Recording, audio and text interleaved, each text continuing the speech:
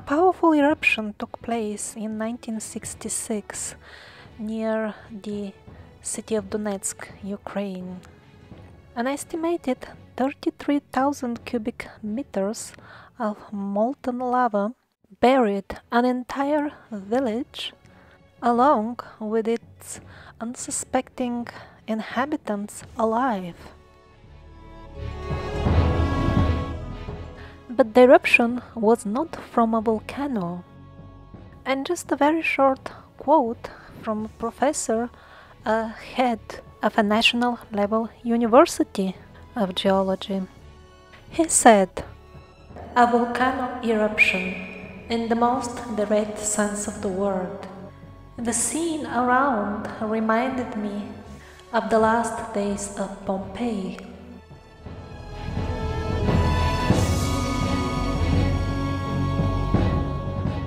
The hill which erupted was not a volcano. It was a spoil tip which actually erupted. Out of the 580 spoil tips in the area, 114 have a molten core because of the chemical reactions which take place inside of these artificial mountains consisting of the waste product of the mining industry.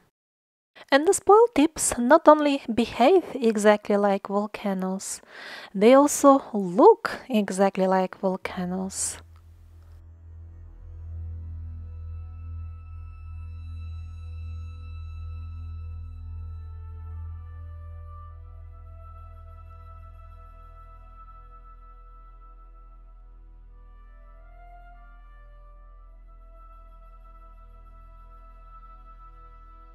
So in this documentary, I'm gonna propose to you a new angle, a new perspective from which to see various features of the landscape on Earth, which we automatically call natural, but in reality they may not be completely natural. At least in the sense that most people use the word natural in, meaning without conscious intelligent design or purpose. And just one small side note about the eruption in Donetsk that I just mentioned. Although it took place some half a century ago, it actually appeared in the news and in the newspapers very, very recently, when it was declassified as a secret information. Probably it was made secret to start with, just because they didn't want the people in the region and in general to know how dangerous actually the spoil tips can be. So amongst the various classifications of the volcanoes, we have a type called cinder cone volcano. Many of the cinder cones are actually big, regularly shaped piles of slag. Yes, that very same slag, like the waste material of the mining industry. So how do we know that all cinder cones are real cinder cones? Maybe some of them are actually spoil tips left from the previous advanced civilizations. Apparently, the fact that some of them can erupt is not a proof that they are real volcanoes. Occasionally, on aerial images, we can observe stuff like this. Hills or piles of different composition. If they really popped up from the earth, from below, it would have been expected that they would have the same composition. So later on, I'm gonna return to the topic of the suspicious looking hills with few other types, but first I want to show you the images that impressed me most and convinced me that there could be some seed of truth in this hypothesis that many of the landscape features that we call natural are actually very, very ancient mines. This is in Argentina, of course. It's a natural park officially, as everything else. And this is the photograph that I found really, really informative. Just look at these long scratches, these lines. Maybe climbers' gear could have left such type of scratches. Do you think that's possible? I'm not sure that's even possible because look at the sheer scale of everything. This is giant. I don't know how could have human climbers left such very long and actually very thick marks. So I spent a really, really long time looking at these images, and first of all I thought, well, maybe it is natural after all, because this seems to be grown, cultivated stones. As you can see, these typical spikes, this is how it was grown, farmed. For more details, see my previous videos on growing stones like living creatures. So first of all I thought, yes, this could be a natural erosion because the softer feeling in between the spikes would erode first. But then if we look more carefully, we don't see harder cones which get exposed by the erosion, but we see actually round drills. Here you can see my point more clearly. This edge here is also very suspicious, as if some sort of a drill was pushing the stone away. Was it melting it as it was drilling to form such an edge? And in addition, at this very site in Argentina, we have these high, flat walls. And this doesn't seem to follow the natural pattern by which this stone should erode. This is how the stone naturally erodes. It exposes the spikes. So the overall impression here is that this was an artificially cut wall at some point. And we have the same situation with modern mining. The wall is cut and below it there is a perfectly flat surface for the machinery to move on. So this national natural park may turn out to be a very, very interesting place. If somebody from Argentina is watching, maybe they can go and scout how is it and maybe send better images. This is at a different location and again shows the natural erosion pattern. The softer stuff between the stems of the mushrooms falls apart first, while the stems of the stone mushrooms remain stronger. And then the other image which really caught my attention was this one. I believe it's in America. So we have a perfectly flat wall which has eroded. Yeah, those holes on the sides, that's typical erosion by the elements. But how did this wall end up so smooth? And it doesn't seem to be just a small patch of it. Both sides of the alleged canyon are precisely cut like this. Yes, this looks like natural erosion. But about this, I'm really not sure. It's like polished. And at places it's even darker, reaching even black. Like Petra, by the way. Again, we have a wall of darker color, which seems to be cut before the fancy carvings. Again at Petra, cutting very high walls. Again with excellent precision. I'm gonna return to Petra later on in the video. There is so much material, it's sometimes difficult to structure the sequence of the presentation.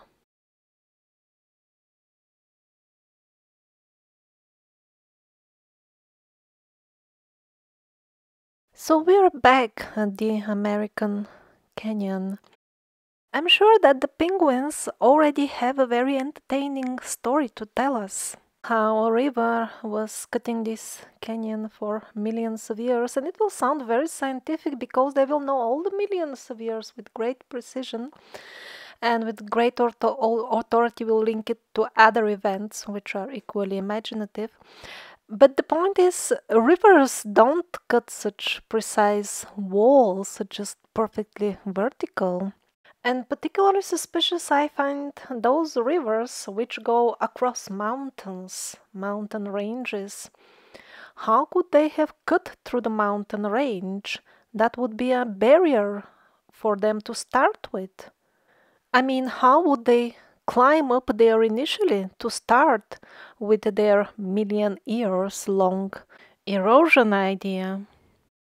But on the other hand, if a river finds a canyon which is already cut as a part of mining, yes, the river will be very happy to flow through it. And now these are images of actual quarries of our civilization. Decide for yourself if the American canyon that I just showed you is more similar to these images or more similar to riverbanks.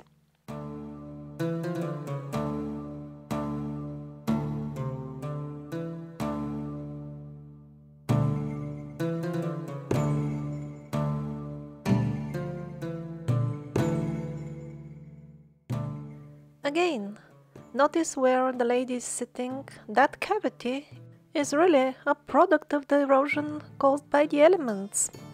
But the rest of the wall doesn't look like that at all.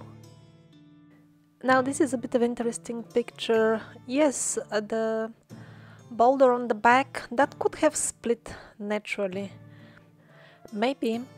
But what about these cute round marks on the purple wall? That's kind of interesting. Looks a bit like a tool mark.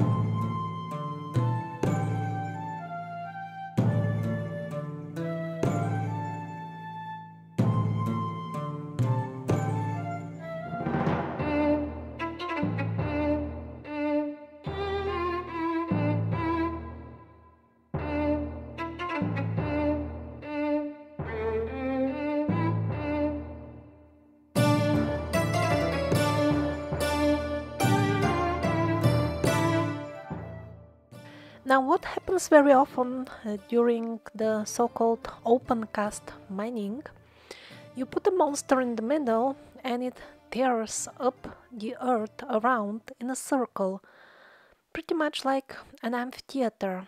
Now I would like to show you a few interesting amphitheaters from Antarctica. So of course every penguin will swear to that this is completely natural, but I stared at this image very long time and certain questions started arising in my mind in relation to penguins and amphitheaters. Now let's have a close look at this couple of amphitheaters here.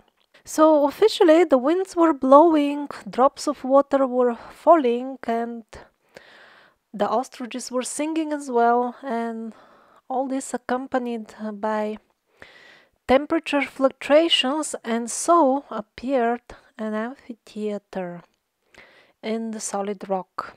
If it was only one and it was so regularly shaped, I could imagine it. But with so many of them and all of them so regular, I have difficulty imagining it. But let's assume it's true. But then I'm asking myself, why is this edge so sharp? Was it some sort of micro winds, so to say? Was there a microclimate only inside at this particular spot where the amphitheater is? Cutting this amphitheater and the next one so precisely, and when they met they formed this very sharp and precise edge. Is it even possible to have so tiny microclimates?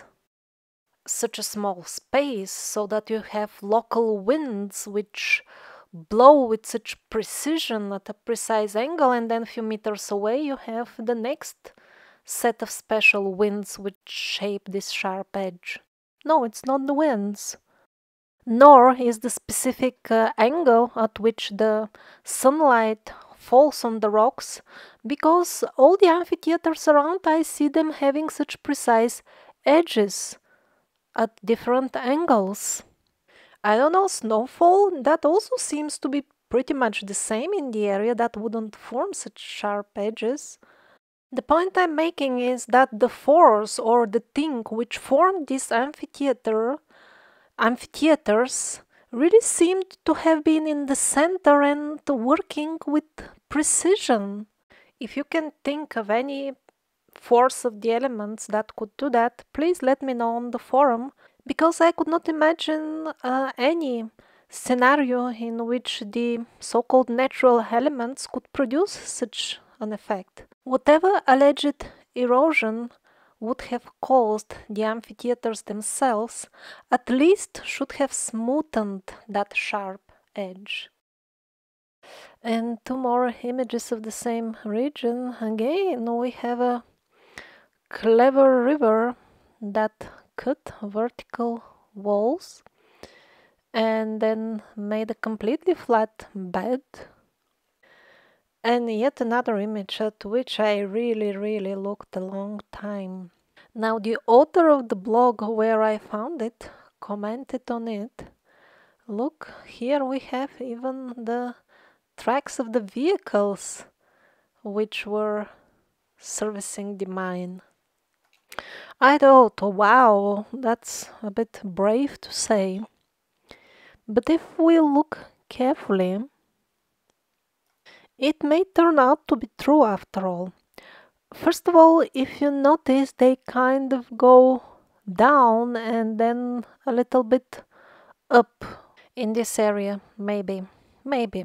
Another point is that they start from the foot of the rock wall.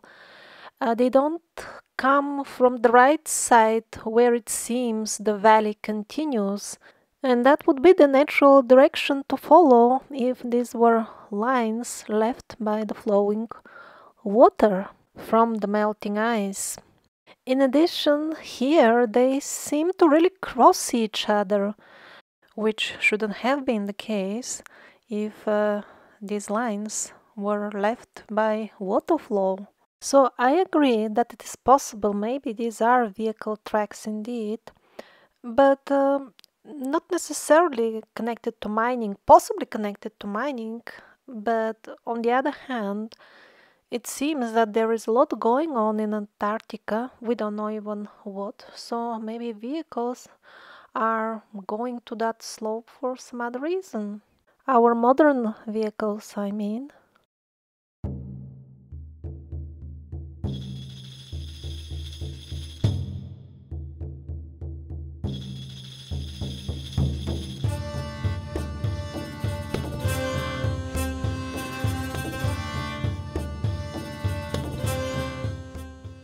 This is a modern excavator monster at work.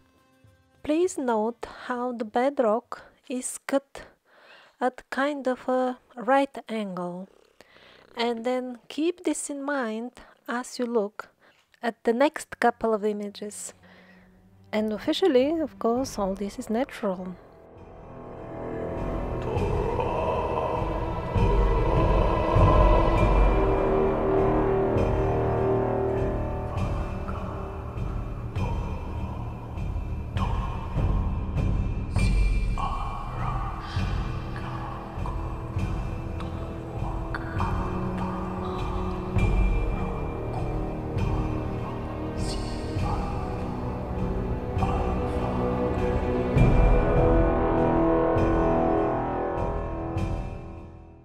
So, looking at these modern mines, all they need is time and erosion, and they can obtain the prestigious status of wonders of nature and become glamorously famous as their brothers in America.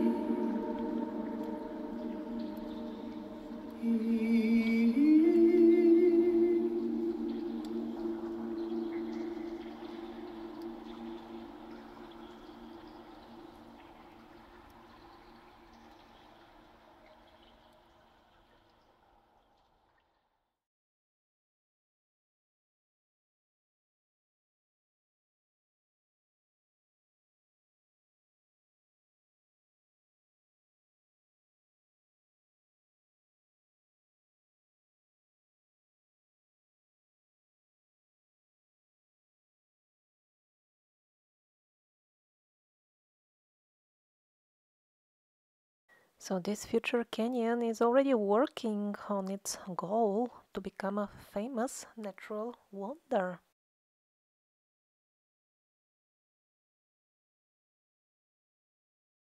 And this quarry looks like as if it is almost completely ready to become a natural park. Pay attention, how does the coastal line here erode really from the natural elements.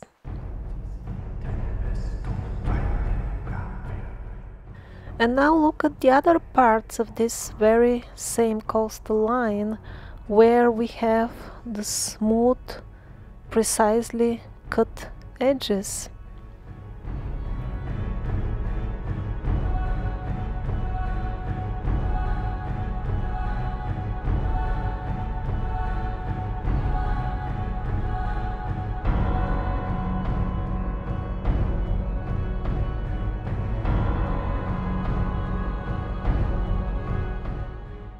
And now again, look at these two actual quarries and decide for yourself, how similar are they to the allegedly natural formations that you are gonna see.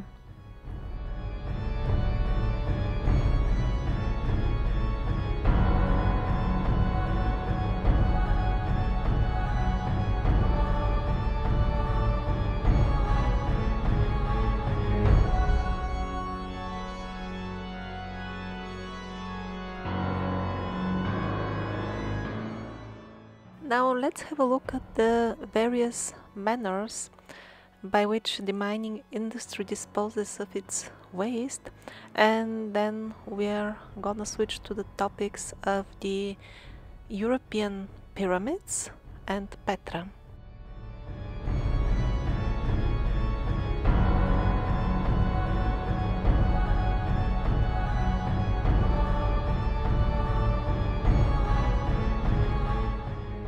So there is a whole lot of very questionable hills on Earth, like these ones from Yakutia, Siberia.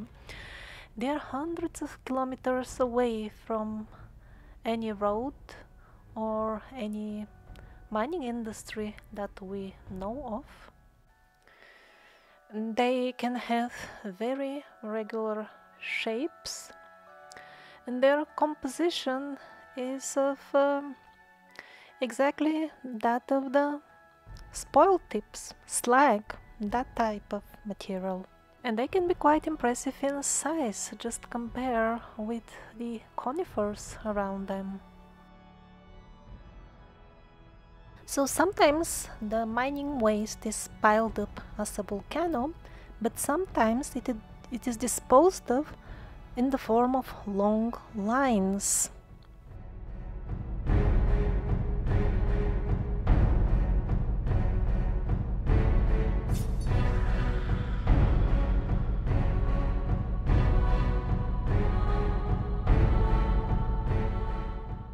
And maybe that's how a so-called natural formations like these lines came to existence.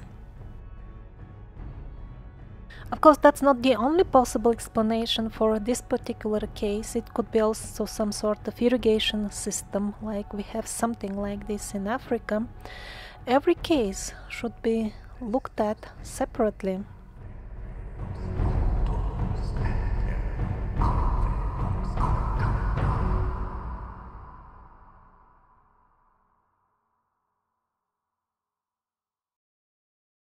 Yet sometimes they don't make lines, they don't make cones, they just dump the waste like that on the ground.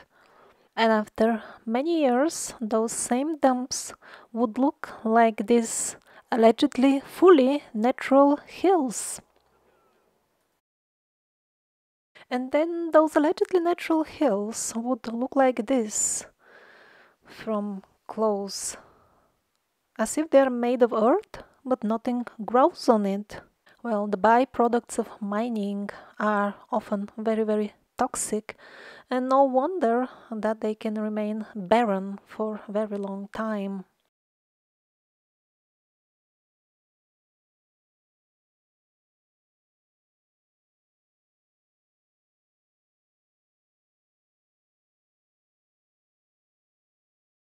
Yet another way of disposing of the waste material is to stack it in the form of flat hills. And if eventually some sort of vegetation manages to grow on them, this is what we have: a natural mountain, so-called natural mountain. There are so many table mountains on Earth, and many of them are suspiciously of a very precise shape.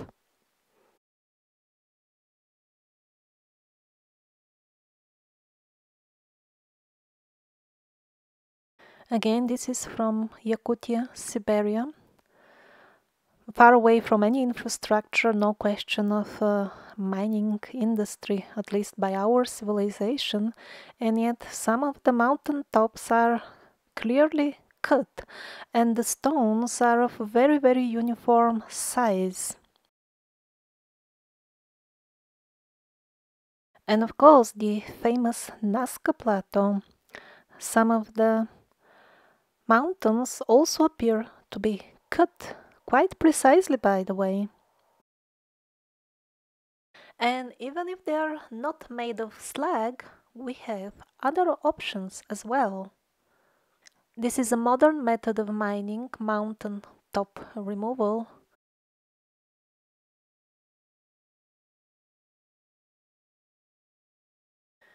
Of course, I don't mean that the mountain tops of Nazca were removed exactly for mining. I just want to show in general that there were many other races before us, and they were capable of cutting entire mountains with precision for whatever purpose, mining, or maybe in the case of Nazca, for landing or making some sort of other installation that most people don't have information what is it exactly for. Yet many others seem to know very well, because in China and in US we see modern installations plugged in to this type of earthworks. So it seems we, the ordinary folks, are being used as a maintenance crew, but the party which organizes all that on top level doesn't see a need to inform us what is the full project all about.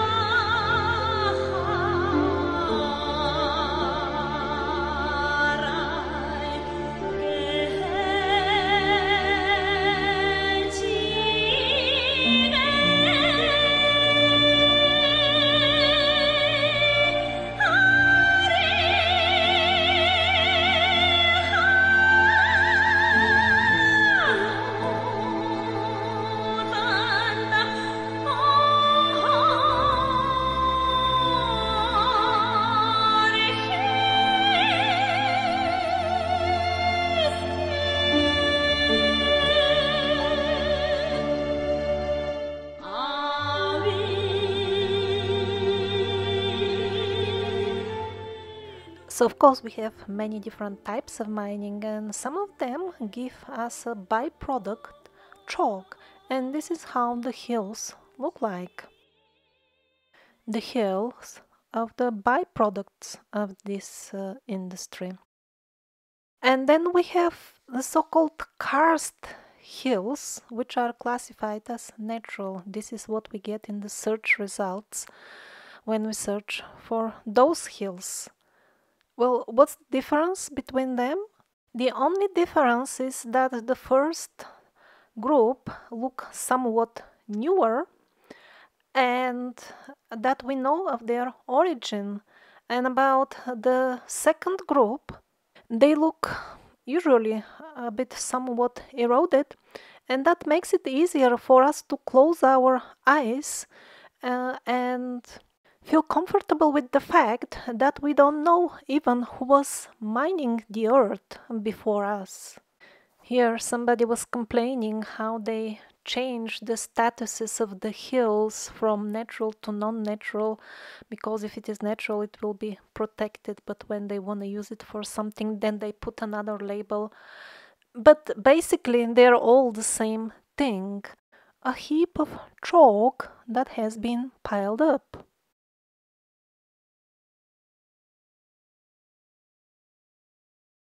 My previous video was about how a lot of the stone, the rock on Earth, was grown, cultivated intentionally, pretty much the way we farm plants. These are some parallels between minerals, which are very well known to be growing, and a couple of species of cultivated rocks.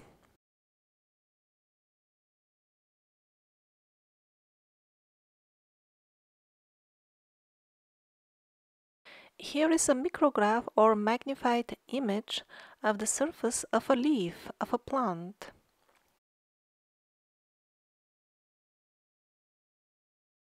Again, the parallels are obvious. But although I have shown that a lot or even most of the rock on Earth was grown, cultivated, these are some examples of grown stones. The small ones are literally clustered around their mother. But despite that, it's possible that some of the stone spheres have a little bit of a different origin.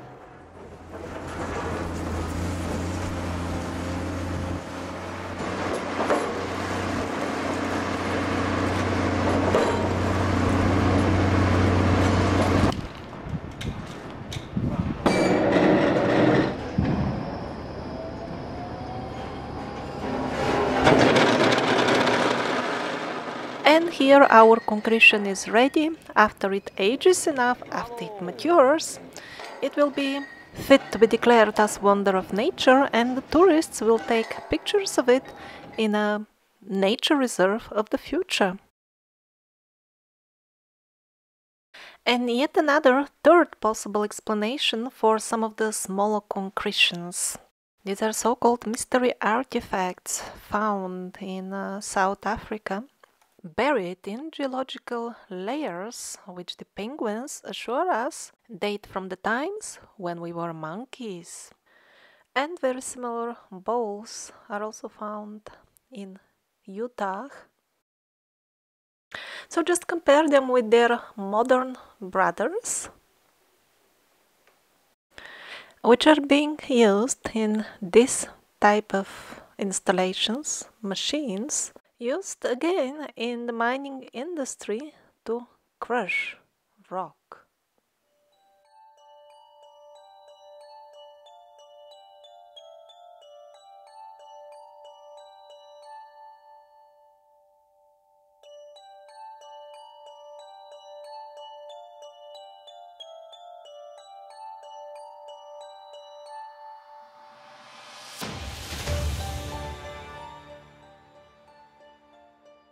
And now on the subject of caves, look at this allegedly natural cave, and now look at this mine. Now as this mine gets abandoned in due course of time, the wooden beams will rot, And here is the result. Your natural cave will be ready for the tourists to admire the wonders of nature.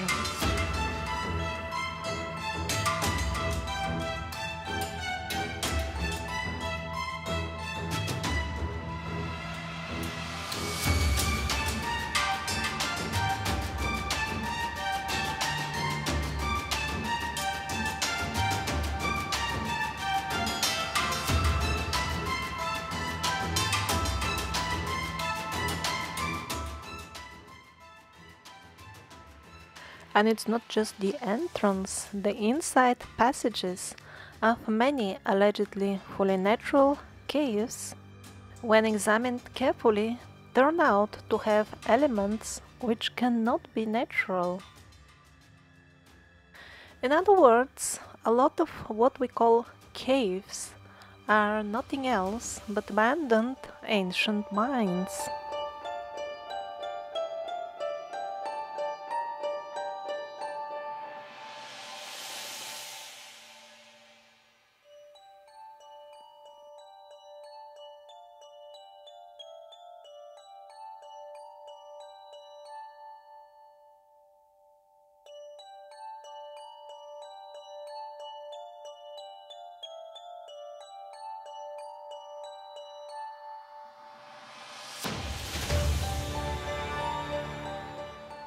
Now find the difference between this mine, called the Pudnevsky mine in Russia,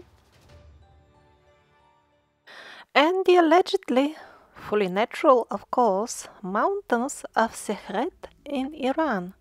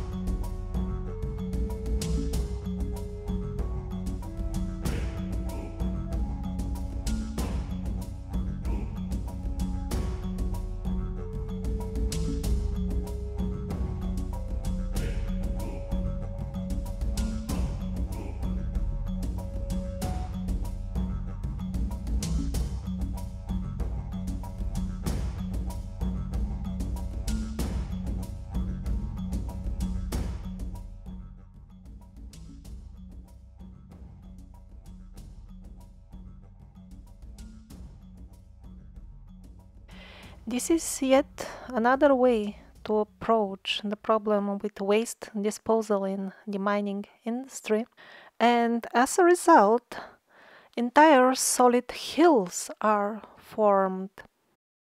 This could have been one of the ways in which, again, so-called natural wonders have come to existence.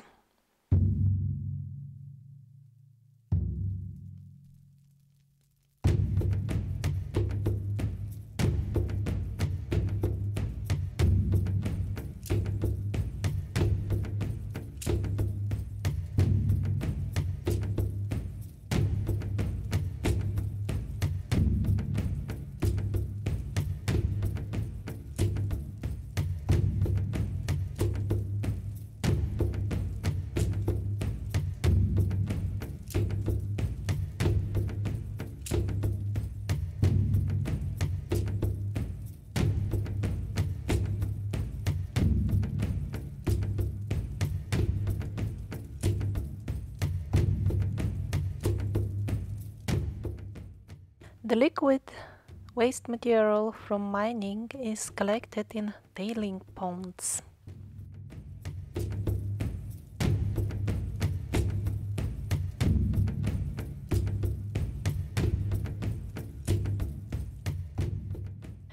Now, it is entirely possible that some of the numerous salt lakes, salt flats, etc. on our Earth formed naturally, but yet on the other hand, many of them look a little bit too suspicious not to consider the option that they could be ancient tailing ponds. Few other points make some of them even more suspicious, like for example, spoil tips right next to them or in the middle of them, or the fact that many of them have perfectly flat bottom, which doesn't have a very natural feel to it.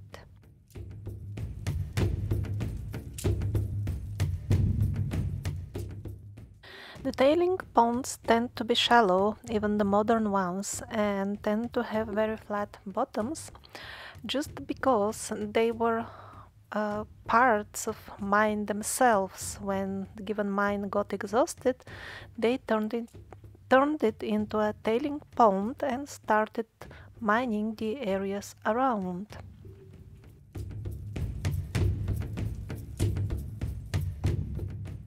And of course, as usual, now they are regarded as wonders of nature. They are part of nature reserves, national parks, and the numerous tourists are entertained by various speculative hypotheses, which all rotate around the same pivot. How could have this natural wonder come to existence? These hills in Iran, of allegedly natural origin, of course, are a very good illustration because they show both features together. Hills that look exactly like spoil tips, together with the saline sediments right in their foothill. Any other hypothesis which doesn't fit into the box of penguins evolving from monkeys is rejected by default.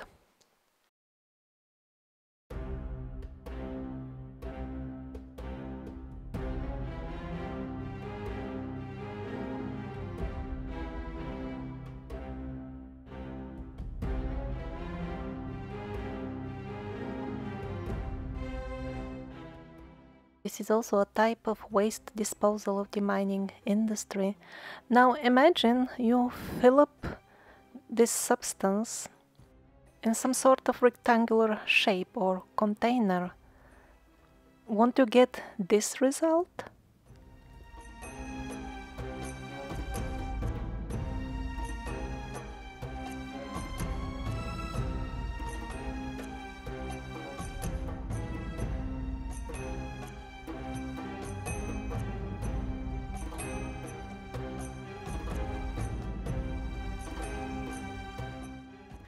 And now on the subject of underground mining.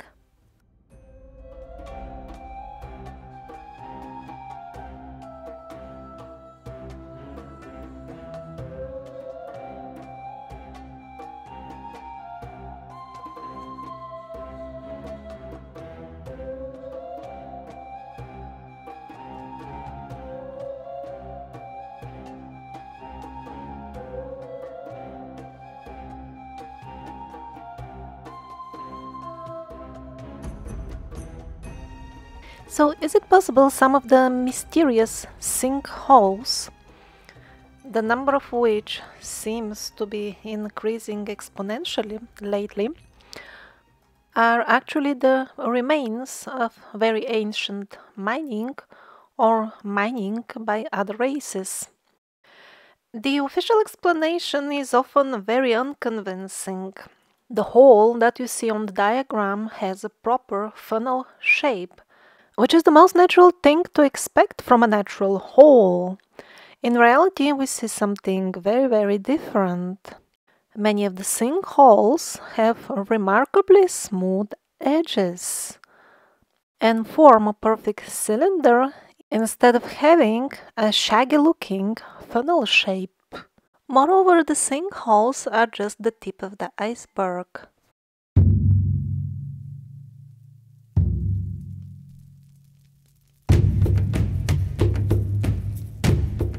Countless remarkably regularly shaped and sometimes gigantic tunnels are found on all continents, and they are given all kinds of names and explanations, all meant to divert your attention and make them look as natural as possible.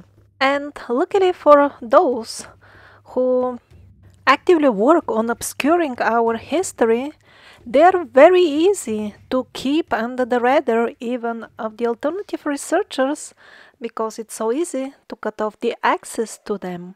And here is some interesting information regarding these underground tunnels obtained during a past life regression session in the state of trance.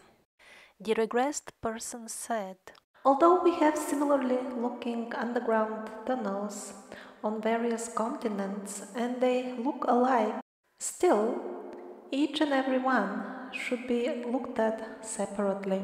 Sometimes they would use melting, other times they would just drill, and yet in other cases they would manifest it, translate it, so to say, from the subtle plane on the physical, kind of projecting it on the material plane. Some of them are entrances to the underground kingdoms, but calling them underground kingdoms is not so precise. It would be more correct to say that they are gates to other planes of existence. Down there is an entire grid, mesh, network of such tunnels. Some are also bunkers, ruins of mines, or simply a result of rock sampling. When they found what they needed, they would extract it, sometimes directly to off-planet locations, or sometimes they would first take it to the surface where it would get processed. Then the regression guide asks for further details about this manifesting the tunnels directly from the ether or the subtle plane. Does this mean that the stone dissolves back in the ether? The patient replied that you can say so. Also, you can do it selectively. Just take whatever you want and leave the rest of the mass that you don't need. It's not that such a stone will actually really disappear. It will simply stop existing for people like us who cannot perceive the other frequencies. In the past, these tunnels were passages to other worlds. If one really needed it or was curious, one could pay a visit to the neighbors, so to say, and have a journey in the other worlds. That's how it was in the past, and some tribes still keep the memory of these passages in their legends. But now, since the humanity got channeled into this more limited reality, such journeys are difficult or impossible. Certainly you can't go with your current physical body.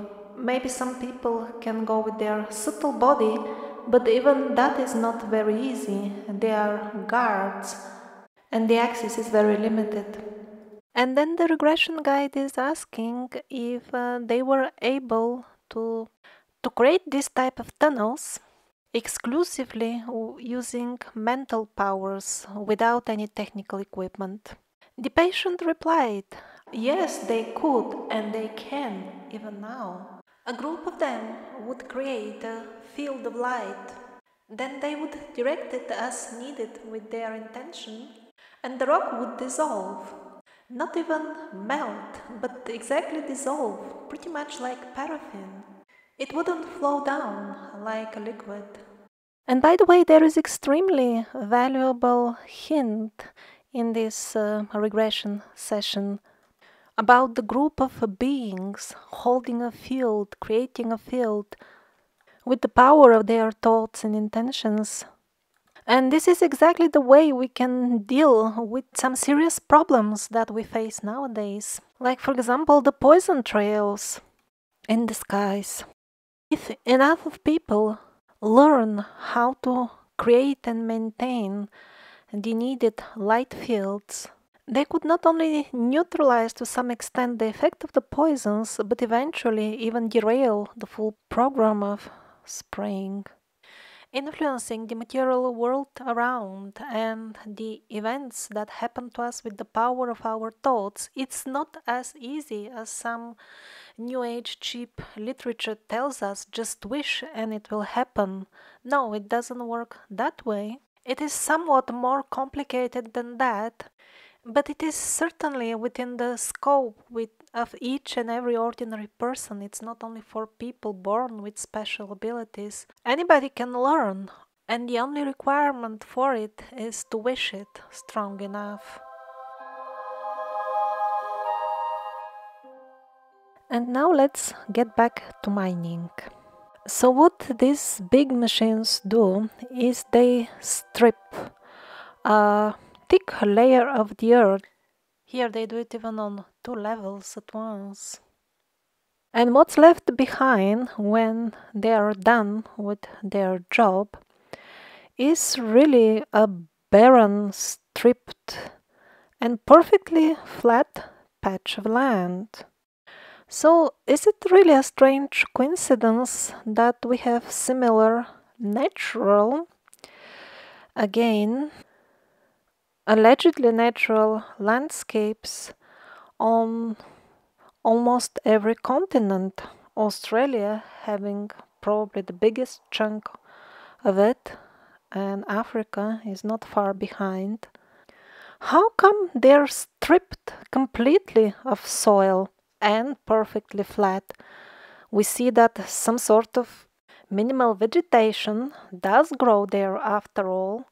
So for all these millions of years that they are always talking with great confidence in their penguin books, there should have been at least some sort of thin layer of soil. Where is it? Is it possible that these regions were devastated by such a large scale mining, so to say? Of course, it's possible. And waste products of such a large scale mining could be maybe in Sahara. Why not? For more details, see the Survivors episode on the artificial origin of Sahara. And if you think that it is a little bit too far-fetched to suggest that all the waste was transported to Sahara, just have a look at Mount Nimrud. Not only this pile consists of some sort of pebbles that really look like an industrial waste, but also this pile happened to land at a very strategic place, covering a historic site in front of which there are very, very interesting statues, which suggest that the site itself might also be extremely interesting. And it's not just Nimrud.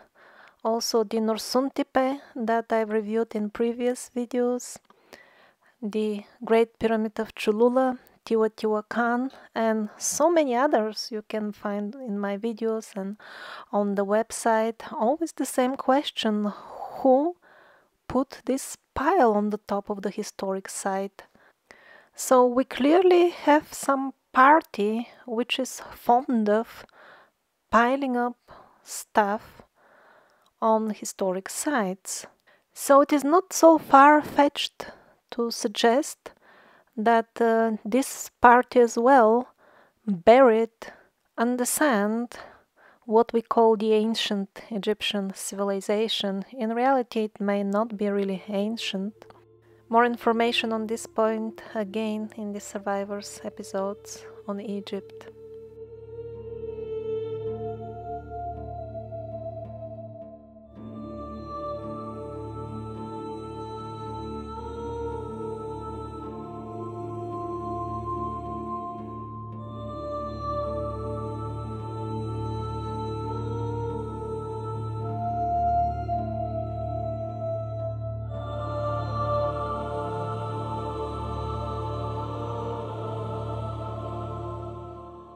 And now on spoil tip pyramids.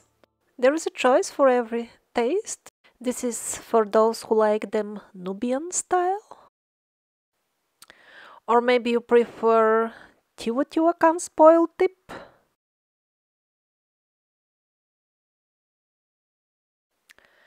Well, no wonder then that we have so many pyramidal shaped hills in southern Europe. Here is a full row of them. Is it possible that they're spoil tips?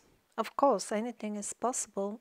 But from whatever very scarce information we have so far, based mostly on the Bosnian pyramid and very little about the Lapertus and the pyramidal shaped hill that I spotted just by chance as I was traveling in Spain.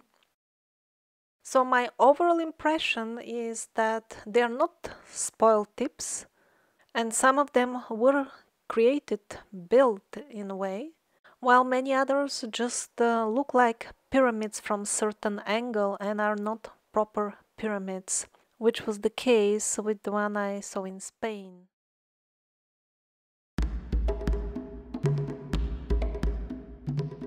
Now, I would like to share with you my impression about the Bosnian pyramid, or at least the one I'm getting so far.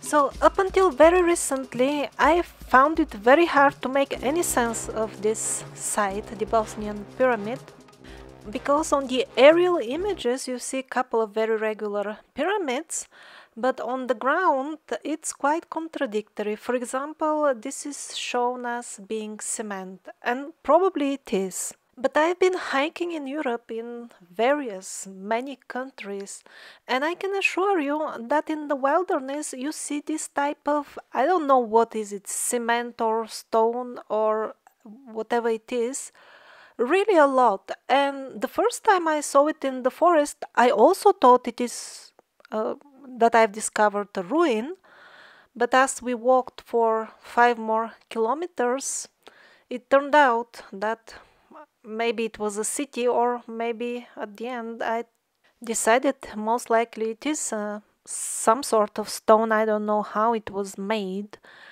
but from experience I can tell you for sure that this is not a proof that this pyramid was built.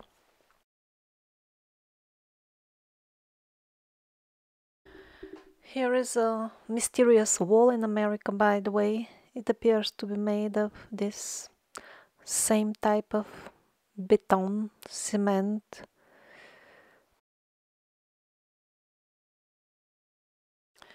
Okay, let's get back to the Bosnian pyramid and the proofs that are being shown as of its artificial origins. So photos like this are shown, and we are told this is pavement. No, this is not pavement. If you just look further on these very images that are shown from the site, you will see that this is a stone, a rock, and that's how it fractures. This is not pavement for sure. And in a little while, these very same layers turn into what everybody would call natural stone. So that's why I found, until recently again, this site to be very confusing, and I never commented on it. And only after I found out that a lot of the rock on Earth was actually grown, cultivated, then everything fell into place. And now I understand each and every image I saw of the Bosnian pyramid. This is also from the site. Do you see the typical stone growing patterns? You have to see my previous video to understand everything that I'm saying now about the Bosnian pyramid. But now I'm absolutely convinced that it was grown. Maybe you can say manifested.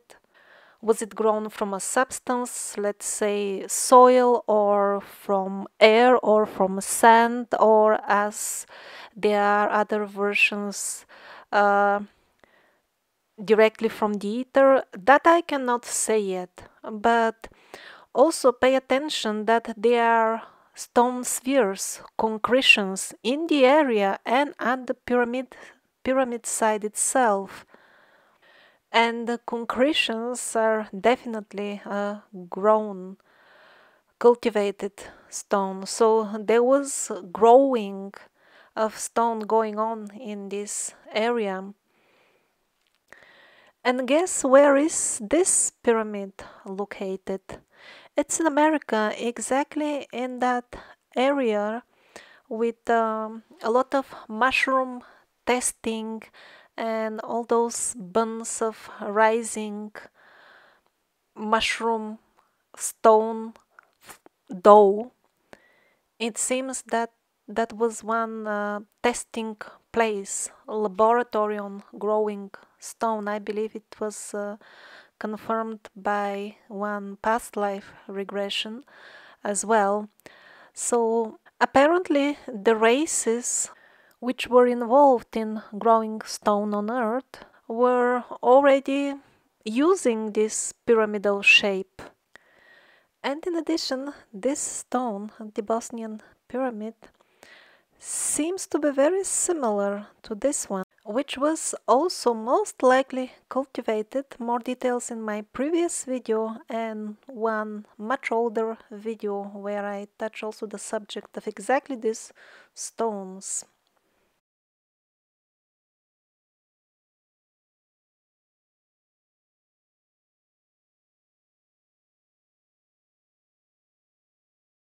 These artifacts were also found in the vicinity of the Bosnian pyramid and appear to be cast of some sort of stone, because two different types of stone mixture was used.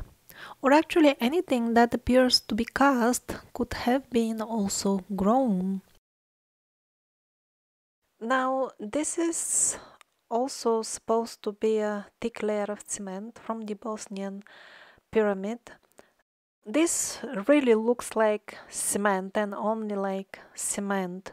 Was it also grown or it was cast, built in a way that is closer to our understanding? I don't know, but as a conclusion, my impression till now is that the Bosnian pyramid is made of cultivated stone, mostly or entirely.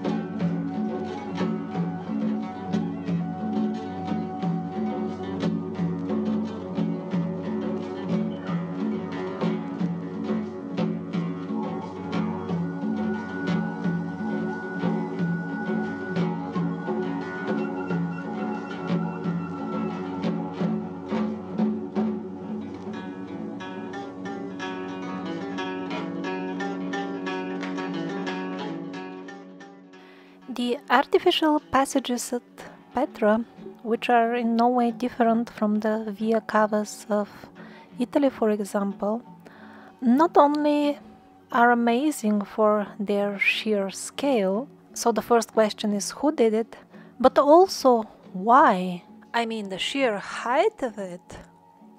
Well, I think we're still far away from tackling who or why about Petra. But still, I want to show you a few new interesting things that I noticed about Petra. Now, let's have a close look at the stone, which looks like as if it is molten.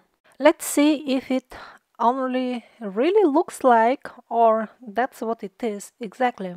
Now, first of all, pay attention here. Do you notice the cavity, the hollow space?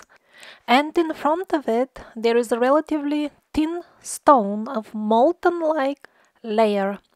Now, the penguin explanation of this is that the rain was raining and raining, and it eroded the hollow space inside, but left the outer layer.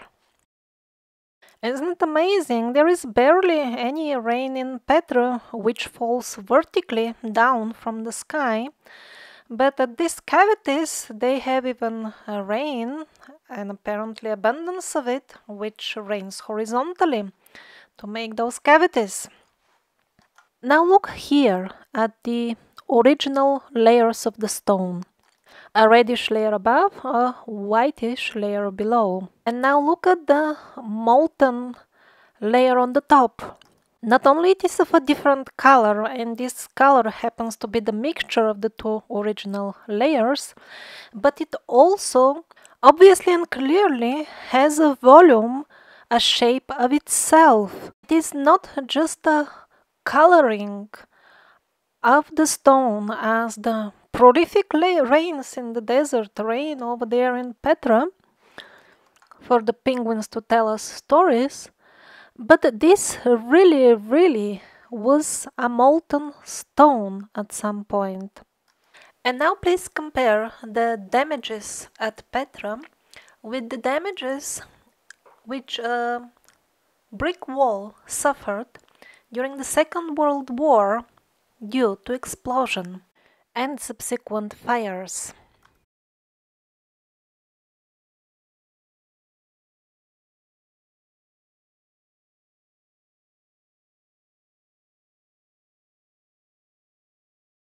Now please compare the damages at Petra with these formations which are found in caves where rivers of molten lava were flowing. Eventually the lava would solidify, and this is how it looks like when it does. And if you still have any doubts as of the origin of the damages on Petra, just look at this. Now look at the layers showing the original structure of the stone. Reddish, whitish, orange. Now look at the coloration of the brown and white river of stone, which started flowing when it was melted. This is an absolutely mind-blowing photograph. Really, a river of stone caught in petrification as it was flowing. Now let's make some general conclusions about Petra based on what I previously knew. It's all in this video, and the things I recently found out, which includes also the farming, the cultivation of rocks.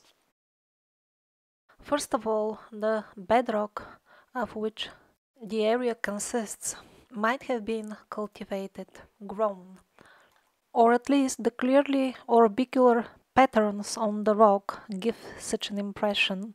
But on the other hand, we can't be sure because the destruction waves of the weapon or whatever tool or technique or approach was used to destroy Petra also tends to leave similar patterns on the stone surface that it damages. Again, remember that the brown and white river of molten stone here has the very same kind of orbicular patterns. It is also possible that initially Petra was a fully underground city, and these tunnels with the burned smooth walls, they could be just an aftermath of the destruction. Like if somebody was trying to destroy an underground city from above and was directing some sort of weapon, it kind of made passages, and that's why we see, you can see that in the video which I referred to before, that there are a lot of remains of premises, rooms on the sides of such destroyed walls, and the passages are quite narrow. That means those rooms were situated exactly where there are passages now. And the destruction must have been carried on a really grand scale. Do you notice the poor remains of some sort of staircase here? So there remains a staircase here not because the people were crazy enough to build parts of a staircase in the middle of the road or in the middle of the desert, but because the entire structure to which the staircase were leading is now evaporated, missing, destroyed, molten down, disappeared.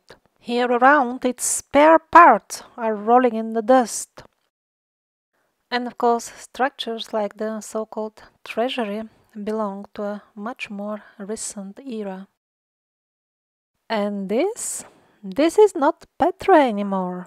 This is the place of the goblins, which we visited in the previous video. I actually think that the goblins must have settled over there when they found the vacant ruins of the stone growing laboratory, which might have been destroyed by the same weapon. Or maybe it wasn't even a weapon. Maybe this stone, because it is grown as mushrooms, maybe it reacts with time with some sort of natural element and produces this type of effect. Don't forget that this might have been a laboratory for testing species of growing stone. So maybe this one was not very strong, or maybe it tends to react to certain conditions in this way, or maybe it was too young, still soft when this happened, or maybe this happens to it when it's too old, God knows.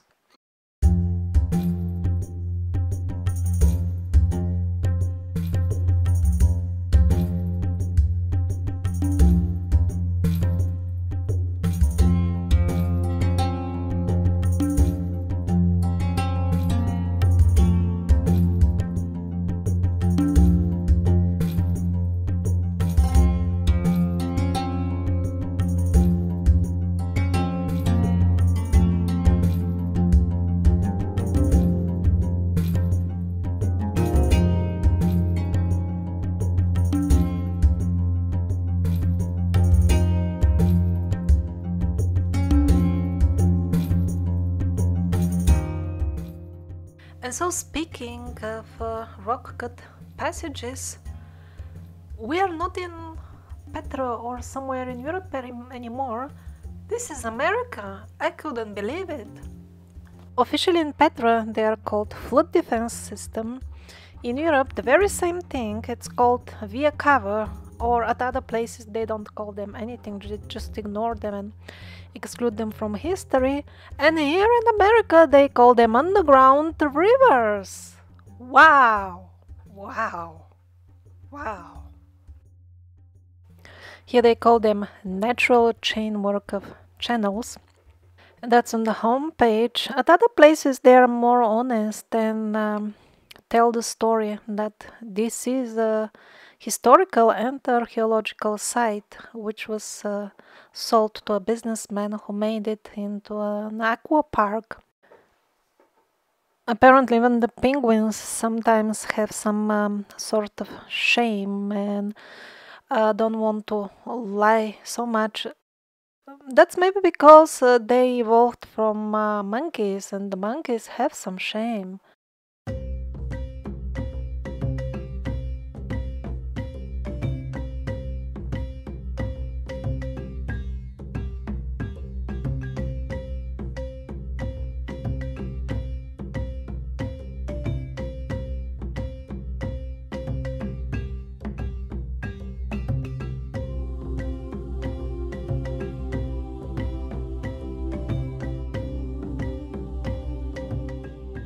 So, most probably various races have been mining on Earth, but that is far behind the horizon for the scope of the understanding of the modern man, who is not even clear and doesn't even care who is he himself. what to speak about inquiring into who are those others. But as far as mining and then smelting the ore within the historic time frame of what we call known history, that is the history that we think we know all about.